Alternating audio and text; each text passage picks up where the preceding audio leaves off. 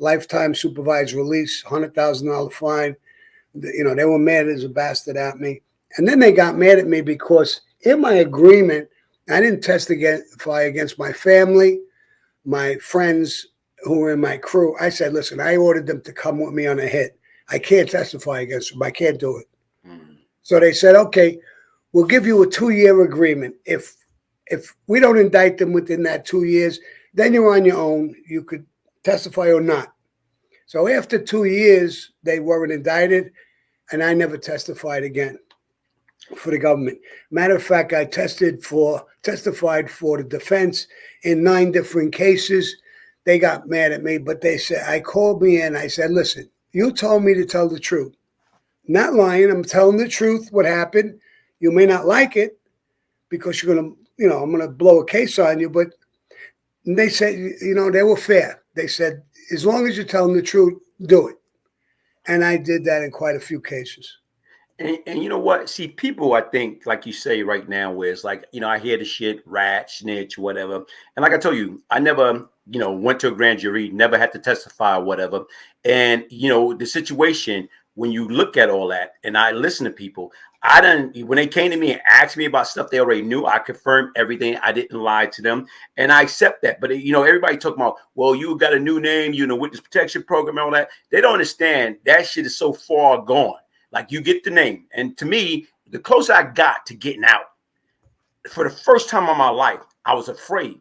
After doing damn near 9 years, I was afraid. And what I was afraid of, because it's like, man, saying if somebody break into my house or do something to my family, I'm so used to getting my vest, getting my gun, and taking care of the problem. Now, the way I was thinking is, if somebody do something to me or my family, I got to pick up the phone and call the police like everybody else.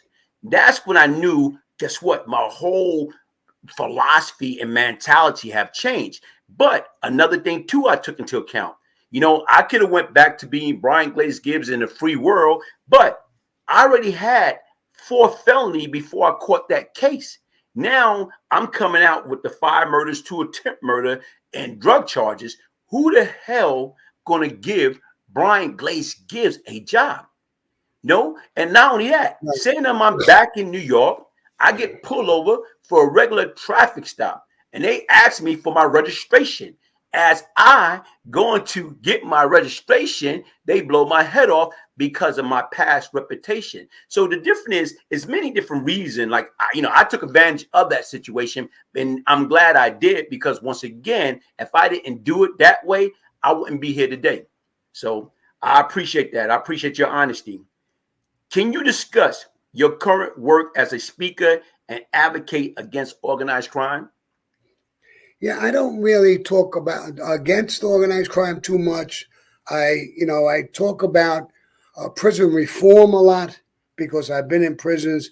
There's a lot of guys in, you know, black and Hispanic and white and everything who really get screwed. And I'm working on prison reform. I'm working on drug rehabilitation. You know, a lot of guys get all jammed up with drugs and stuff like that. And, you know, the sentences, I think, that I'm working on prison reform are too harsh. You know, you got guys who are in jail 20, 25, 30 years. That's, you know, and when somebody, you know, a judge or somebody tells me you're a vicious dude, I said, well, no, not even compared to you. I shoot somebody in the fucking head. He's dead in a few minutes. You want to drag his life out, kill him real slow, and you want him to die in prison, and you fuck up his whole family and everything like that. I think you're more cruel than I am. So I'm working on those things. There's a lot of people in the mob that I grew up with, and I loved. I still love them. You know, there were bad dudes. We're bad dudes within ourselves. I didn't go around killing innocent people, women, children. You know, it was people within our life.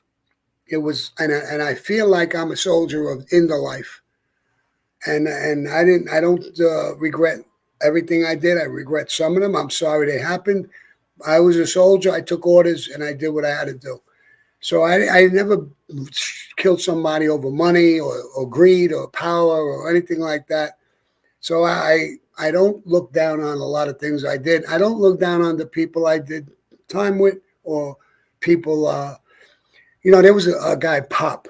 He was with the Weather Underground. He was a black guy.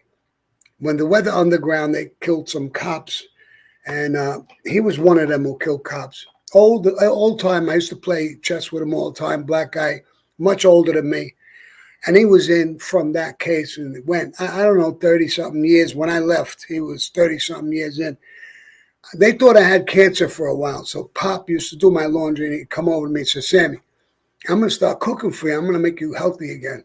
So I said, I got cancer. You going to cook for me? The greatest guy in the world. He could be on the street, bro, in any communities, the nicest guy in the world. They won't let him go until he's dead. Wow. And I think that's, excessive. There's no reason for him. So, you know what I used to tell him to tease him? I says, you can get out, bro. You can come to Arizona. I'm going to introduce you to some fucking fat, ugly, retarded broad. You'll be so happy. He said, Sammy, why are you going to do that? So he was a great guy, really. Yeah. And I support that. I was taking his address. I wanted to take care of him a little bit when I got out. Mm-hmm. And they found it, and they took it, his number and all that shit. They wouldn't let me have any communication with him. So, the whole thing is weird. So those are the things I fight for now. A lot of guys will tell me, talk about kids, and I say, I don't want to sound like a hypocrite to kids. You did all these things, and now you're telling me not to do something. So here's what I tell kids. I say, listen, you want to be Sammy the Bull? Good. Here's what's going to happen. You're going to do 22 years in prison. You'll be lucky if you're not killed, or you'll kill your friends, and you're going to have a horrible life. So go ahead, be me. Go ahead. It's the best cure a kid can hear. I remember watching a black guy who was in a cell with the bars in front of him, and he's telling kids, you want to be me, brother? Come over here. I'm going to stay in the cell for the rest of my life. You can come and join me. So, people saying things to kids like that, and they understand, this is that's the last road. That's where you're going. Either in a box, or you're going to wind up in prison and screwing up your whole life. And when you get out, what you're doing and what I'm trying to do is show them an example. You can change your life. No matter what you did, you paid your debt to society, come out, change your life. A lot of ways to make money, a lot of ways to make a living, but freedom is the top thing. Freedom and health are the biggest things in the world. You don't want to give that up.